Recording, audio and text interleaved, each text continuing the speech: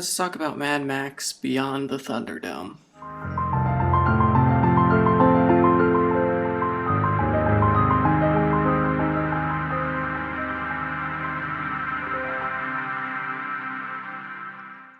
Now, of the original trilogy, not including Mad Max Fury Road, I think this is my favorite one. The problem with the first one is it's not really, I mean, honestly, it's barely a Mad Max film other than the fact that it has Mel Gibson in. It's so different from the second and third one that it's almost hard to consider it part of the trilogy. And while of course uh, the action sequences are interesting, the story itself in the first one isn't that interesting. And the fact that they kind of abandoned story in the second one mostly for action, I think is mostly a positive. But at the end of the day, because you have all these really kind of sort of interesting characters, but you never kind of hear them talk, I think the second one sort of missed out on that.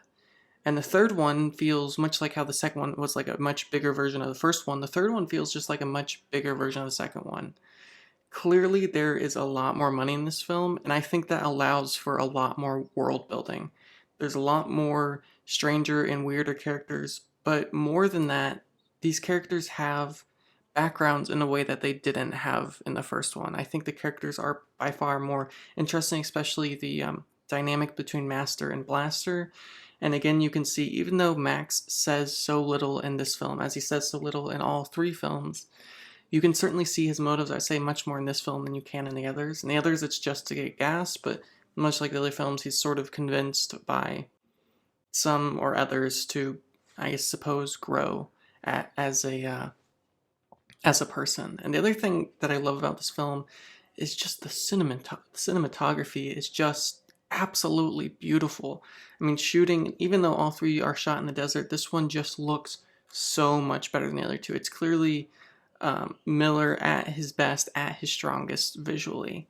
And when we start the film, you see the plane, and I think it's the same character as the second one. I'm not entirely sure, although Max doesn't really recognize him, so I can't be completely sure. I think it's the same actor. Again, I'm not entirely sure, but it seems like the same person. And he's attacking what we learned to find out is Max riding this like caravan of camels, which is again just part of this third world that when I say third world, I don't mean like a third world country. I mean the third in the trilogy because the world has changed a lot in all three films. And I think what's so interesting about the third version of this world is that it's kind of growing into a real world. And this film seems to be inspired much more than the others by Westerns, where the first one is sort of a melodrama and the second one is an action film. This one seems to take a lot of inspirations from Westerns, but also films like Lawrence of Arabia, these sort of uh, Sahara films, I guess you could call them, films that take place a lot in the desert, and it adapts a lot of those phenomenons and tropes from those films. And the idea of starting Max not with his traditional car, but this caravan of sorts of camels is really fun. And then, of course, it's stolen from him, and he treks to the city called Bartertown, which is, I think, a really interesting part of this film that the other films sort of lack, because in the other films it's very sparse. There's not very many characters, and when there are characters, they're so kind of closed off that you don't really get an idea of the world at large. It just seems like pockets. Where Bartertown feels like part of a world, and it feels like part of a world that exists beyond Bartertown in a way that in the first one, and especially the second one, it feels like they're very closed off in their own thing, and it doesn't really exist beyond that. But Bartertown feels like it's one of many towns like it, and they communicate with all these different places, and they have these really cool cafes or something. I'm almost reminded of a sort of Blade Runner when I was watching the film, and the kind of neon signs and this kind of grimy world that they live in, I think is really interesting and weird. And you see a lot of weird characters dressed in all these different outfits, and Mad Max has that amazing opening scene where, and I think it's the first time he talks in the film, he goes up to who's I guess some sort of accountant or something. Again, the costume design on this one is just so much better than the other two. They have all these like weird goggles and glasses and all of these different things and these amazing outfits. And he says, "I don't have anything to barter," and then amazingly, he does like this cool action sequence where he's pointing guns at people and he's firing at people, and they're like, "Oh, we got something for you." So they take him up to, of course, the one and only Tina Turner, who, if I'm being honest, if she wasn't Tina Turner, I don't know if people would be excited about her. I think the idea of singers or artists turned actors is a really intriguing one and something you certainly see a lot in Hollywood, especially because they're just big names and people love kind of having big names. And I mean, she's the second cast in the film, even though she only spends about 15 minutes of screen time. And if I'm being completely honest, her performance is it's okay. There's nothing really exciting about it or honestly that interesting about her performance. I don't know if it's her character isn't that interesting or if it's her performance itself. I don't think she gives like a bad performance by any means. It doesn't feel like she doesn't know how to act, but it seems like in comparison with the rest of the world, she just I don't know, she doesn't really seem to fit in the same way others do. But of course, there's that amazing scene where she first goes in there, he goes grab the fruit, and he basically just fights off six people just like that. And at that point, you get this really interesting way of shaping exposition, right? You have the goals, you have the Thunderdome, and you establish how the world works, and in a really interesting way, right? It runs off of methane and all these different things, and there's this sort of underworld, and of course, how can you not think of the sort of political kind of leanings of right what everyone sees and then what is actually happening? Obviously, Mad Max films have never really been that political, other than perhaps you could argue they're environmentalist films because they're arguing that our dependence on gasoline is dangerous. And of course, the third film, unlike the first two, is moving away from gasoline. Gasoline is no longer a necessary resource as it is in the second one. It's not bartered nearly as much as it is in the second one. In the third one, it's much more. Well, it's becoming a thing of the past as they use pigs, well, species basically, as a source of methane, and it's really interesting how they have these two different worlds, and the interesting dynamic of Master and Blaster versus Tina Turner's character, whose name I cannot remember at the time, is even though Tina Turner seems like the good guy at the beginning, she's your classic politician. She creates this facade, she creates the so-called rules of the world, and yet her entire industry, her business, her town runs off of Master and Blaster. Mostly Master. Blaster is just this giant. And even though Master sure is up to his armpits and, well, again, pig feces, he is aware of that. He doesn't pretend to be something he's not. And while he can seem sort of cruel at times, and certainly this is a sort of cruel world where people become slaves, you sort of, I guess, actually, to be honest, I'm not really sure why Max's interests change. I'm not sure. There's the when after this moment he goes down and he's shoveling species, and he meets Master and Blaster. Master does not seem like a good guy at all. He seems, I mean, he certainly seems smart, but I don't see anything that makes him a good person at this moment, or like someone you want to root for. And I guess you don't really care either way if he dies, and you have the introduction to the slave, who I don't really think is ever given a name. Who's just kind of a funny character, and again, I think what this film does really well, and what the second film did well, although I think they lean even more into this, is unlike so many films of the 80s and 90s, like so many action films, it doesn't, and where the first film I think was flawed, is in the first film they took everything way too seriously, and the melodrama is just kind of ridiculous. It feels almost like a soap opera. But when you watch the second and third one, they certainly lean into the ridiculousness of it, and I think even more in the third one than the second one. And I couldn't help but think that there, and I talked about this a little bit in the second one, but I think even more so in this one, there is some homosexual tensions in here, and in a way that it's making homosexuality as normal as heterosexuality. It's homonormative, I suppose, which is, again, for a film in the 80s, is a pretty big deal. You do not see a lot of homosexual relationships in the 80s, and even today, if there is a homosexual relationship, it's often considered a plot point in itself, where in this film it's just people have sex with people, men have sex with men, women, men, women, blah, blah, blah. And I think that is a really intriguing and probable way the future looks like, not only for how humans see sexuality, but in a post-apocalyptic world, you kind of take what you get. And perhaps is one of the problems with the Of the Dead series is there's the assumption that there would be no, right, everyone's very clean cut, although I don't know, if they're living months underground like they are in Day of the Dead, there's probably some homosexual relationships going on. But that's neither here nor there. That's not the talk of this film. And so then they get into, they challenge each other. And I think it's interesting that Max's car, again, is a sort of, not a MacGuffin, more of an ex machina than anything else, because they're trying to disable Max's car, which how they got Max's car is never really explained, but who cares if we're being completely honest? And of course, only Max is the only one that can disarm it, which, well, wait a minute, now that I'm thinking about it, Max's car blew up in the second film, which means between the second and third film, he built another car, created the same brake system as he did in the second one, and then somehow lost the car. And it's interesting that they never at any point try to explain that. I guess I never really thought about that until now, that Mad Max had somehow come across another car, rebuild this bomb mechanism, and then lose it again somehow.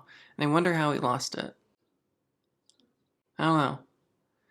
But anyways, that's the reason he's basically, well, he's almost choked to death. They're like, you need to disable it. He's like, I'm not going to disable it because he's Mad Max. They're like, no, you're going to disable it. And of course, he ends up disabling it, and then they move on, and they're driving his car, Max's car, the Master and Blaster.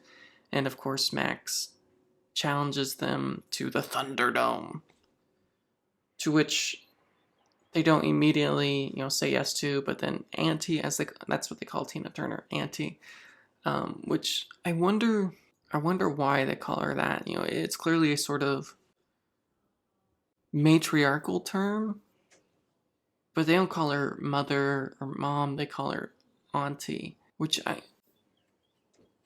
I wonder why they call her that. Is it because she has some sort of maternal pride for this family or this town, but she didn't start the town? I'm not really sure. I'm not really sure why they call her Auntie, but anyways, they call her Auntie, and she's like, you need to go to the Thunderdome. So they go to the Thunderdome, which is one of my favorite scenes in the Mad Max trilogy. They strap them to these basically just like bungee cords or like giant rubber bands almost. And you have Blaster, which is this guy with the metal hat. If you've ever seen Rick and Morty, that's kind of, I think his name's Brian in the episode in Rick and Morty, but it's an adaptation from this film. He has this giant metal helmet, basically. And they go at it for like 15 minutes, and it is incredibly enjoyable. And I thought it would be a really short fight, because of course, Max has the whistle, which is interesting that he doesn't just grab it immediately. You would think like the moment you're in that Thunderdome, you would grab it. But I guess you got a lot on your mind at that moment.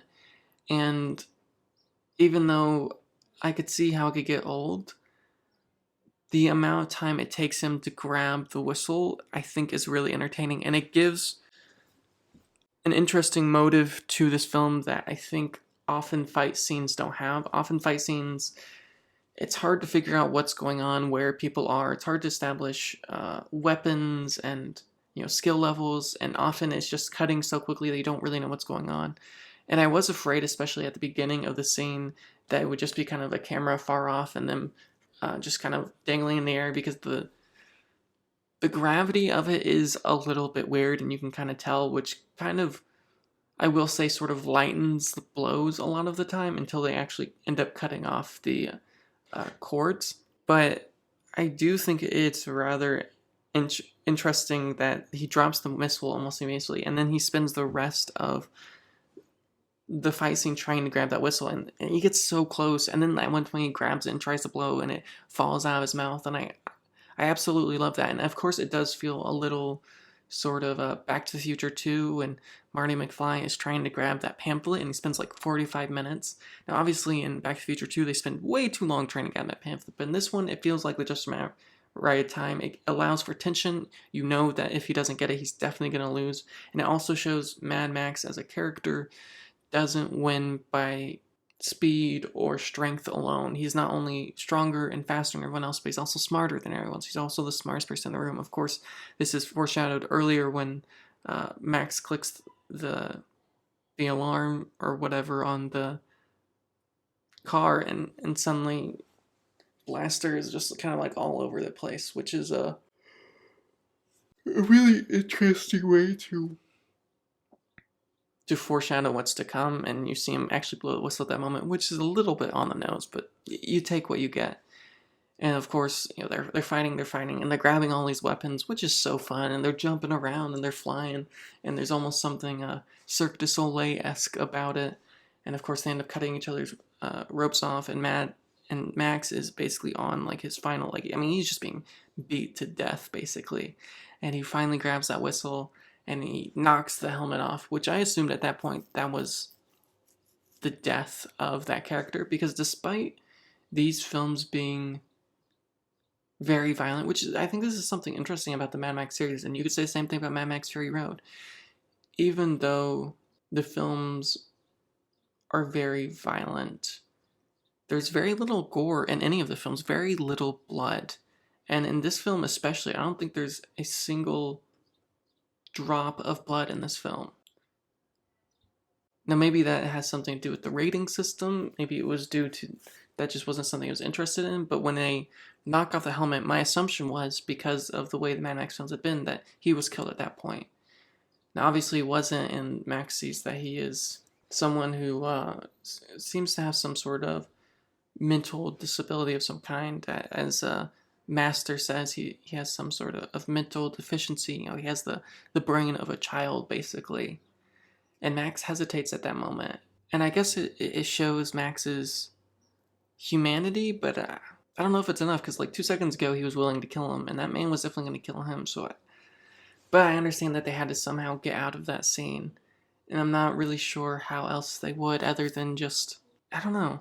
So of course Max doesn't kill him, and Tina Turner is revealed to be the mastermind behind this, and Max at this point jumps sides, which, again, I'm not entirely sure why he jumps teams. Other than the fact that he's mad at Tina Turner for kind of cheating him, but if he had just killed Blaster, that'd be the end of it. I think if there's any flaw with the film, it's that moment right there.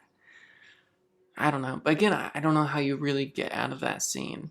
What's also strange about that scene is Tina Turner could at that moment say, 2 men enter, 1 man leaves, with, of course, Max and Master, and just have Max kill Master, but she doesn't do that, which I don't really understand why she doesn't do that either. And of course, he gets the wheel, which is fun.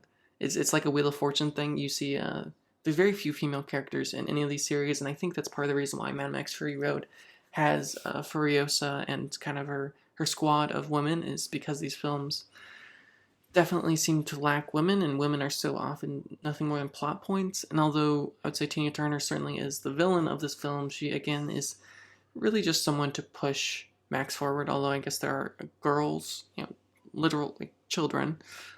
But yeah, it would have made more sense just to have Max kill Master, but Tina Turner decides not to do that, which I get, like the film would just end there, and then I guess what would be the point of them coming back? So I get from the point of, oh well, I know why. It's because Tina Turner can't kill Master, because if Master dies, then she doesn't understand how to run the underworld, as they call it. So I guess that does make sense, and I'm just a fool of sorts.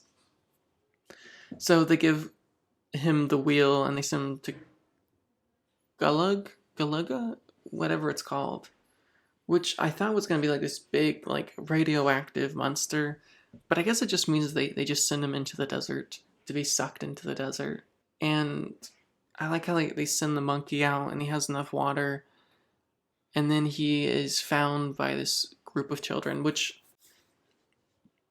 is a bit Ex Machina-esque. It does rely a bit on fate, but I will say if it works, which it sort of does, and of course you just have to have the buy-in that, well, you're in a post-apocalyptic world and this is where you draw the line. Part of the reason it works is because immediately upon coming to this town, this group of child of the corn type deal, he's like, I'm not this person, and just spends like the next 45 minutes of the film trying to convince him he's not Captain whoever, which is just absolutely hilarious. And because they kind of lean into the absurdity, you almost buy it more for some reason. I think if they had pretended like this was serious and actually happened, it wouldn't have worked. But because they lean into it, because he's like, I'm not this person, I don't know who this person is, it sort of works. But at the same time, I do think this part of the film, for me, is a bit problematic. It feels a bit Peter Pan-esque, a little bit of Leaving Neverland. I think I have a problem with films about children. I think of a lot of films I do not like that are children-based. Stand By Me, uh, again, Peter Pan, Leaving Neverland. Just any film with a large group of children, I've never really been that interested in. And it's not because child actors aren't good actors. I often think that child actors are actually much better actors than adult actors, although I have a bit of a moral qualm, especially in the modern age, because then there's no such thing as privacy, especially for them. And I'm not really a fan of that. That's why my sister's never in my vlog, or I ever show anyone really under the age of 16, because by 16 I figure you can make your own choices, ever in my vlog. And with this feature film, I have no one under the age of 20, so yeah, I have that problem. And then also, it's just like, they're just kind of irritating. Even in the last film, where you just had the one kid, for most of the film, he's a bit irritating. And by the end, I guess I grew to like him, but for most of the film, I was pretty irritated by his just general existence, if I'm being completely honest. And of course, that scene is funny, and Mel Gibson trying to act with children is just entertaining in and of itself. I don't think he actually likes children, and you can see that his character doesn't really seem to like children that much, and he can't really deal with them, which I like that, because the thing that could so easily happen in the Mad Max world is Max can be seen as a sort of myth and this invincible character, which happens so often. I mean, we talk about Superman in the Justice League and so many of Zack Snyder's film. He's this invincible character that just can't be beat, and it's just not that interesting. And certainly Mad Max trilogy could turn into that because he is so great at pretty much everything. And I love that while he's great at pretty much everything else, he's completely incapable to work with children, and he cannot get to silence them. And even when he's pointing guns at shooting them, he can't get them to do anything. And they are convinced of this other world, the cities, right? The Tomorrowland, as they call it. And he tries to convince them that it doesn't exist. And I think in a lot of ways, the children, just like all children, I suppose, represent a sort of hope. They represent a future, a Tomorrowland. They believe in Masonic, as they call it, or music, basically. They believe in this world that does not long exist because they've never actually seen that world. They see it as a sort of heaven in a way that Max and so many other adults are disenchanted by this because they always thought this, right? They had lived through that world, they experienced that world, and they lost it. And so they never thought there was any going back. And yet these children have this sort of sense of hope, which I think inspires a certain sense of hope in Max himself. And it really allows him to grow as a character, because for most of the films, he's kind of just a grumpy man. But by the end, he comes to love. And of course, they go out and find the children who are stupid enough to be like, yeah, we're just going to walk across the desert. That's going to be an easy idea. Of course, that doesn't work. And so Max comes and he saves, with a couple of other people, he comes and saves those kids. And they all go to Bartertown, which, that part I'm not really sure why they don't just go back. I guess because they don't have like enough utensils or whatever to go back. That's not entirely clear to me why they don't go back. Also, I guess this is a good point, at the end of the film, the kids fly away, but that's not all of the kids. So do they fly away to back to where they were living, or do they just abandon the rest of the kids? Because basically all the leaders go with Max. So I hope they fly there. Also, where else would they go? Like, no, because they go to the city. Maybe like they fly and take them and fly and get back more. They must, because at the end of the film, like all the kids are older and they're holding their children, which again it goes back to this idea of hope and building a Tomorrowland. And I love the kind of city that they build at the end. And of course, you see the famous Australian Symphony Hall.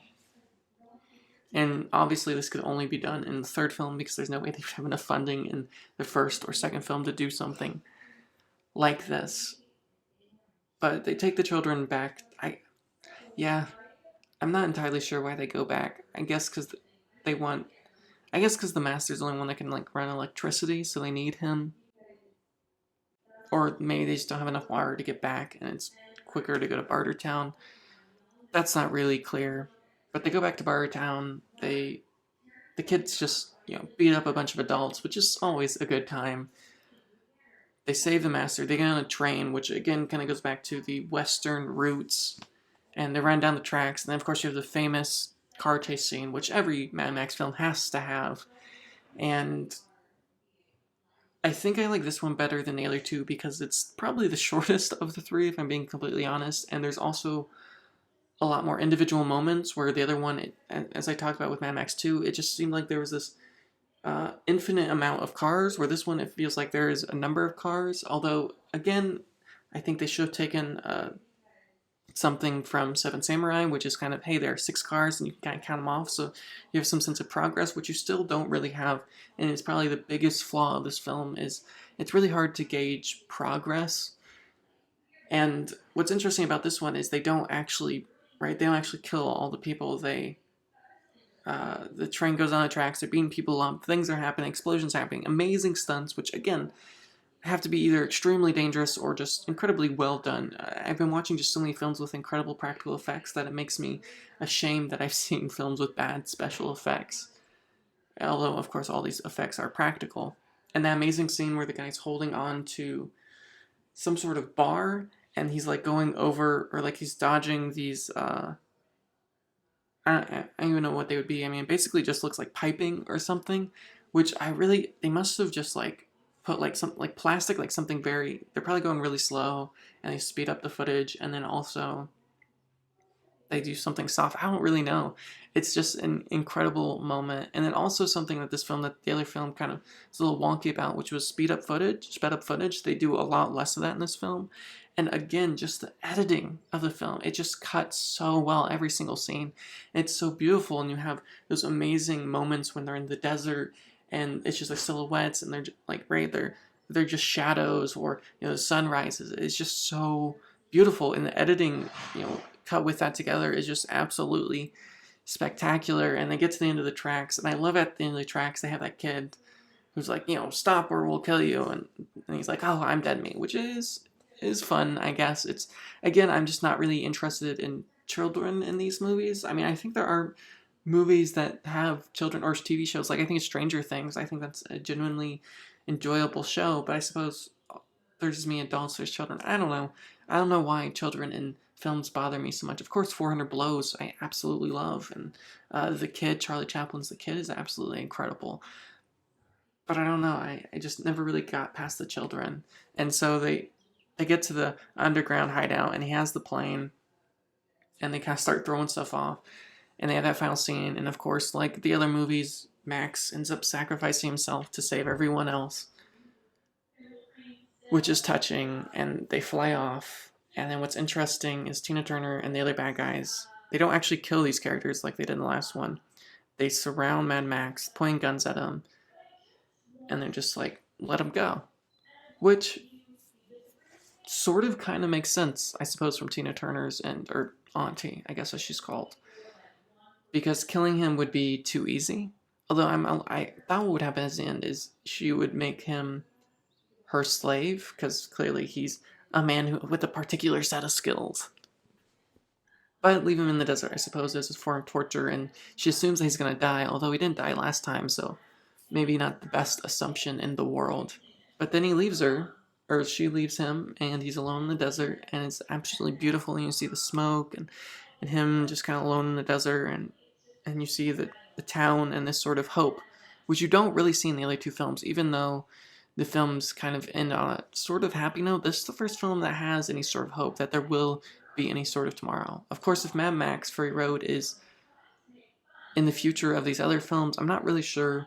Having seen all the films, I'm not really sure how it connects. I mean, even though it's hard enough to connect the others, at least the others you could connect with Max or Mel Gibson. I don't really know how you connect this one to that one, other than they exist in the same world. I'm not really sure the time period. So, out of 10, I'd probably give this an 8 out of 10. It's a really enjoyable film. I had a really good time. I think there's some great world building. The editing is great. The cinematography is absolutely beautiful. I just don't really care about kids, which I suppose is just my problem.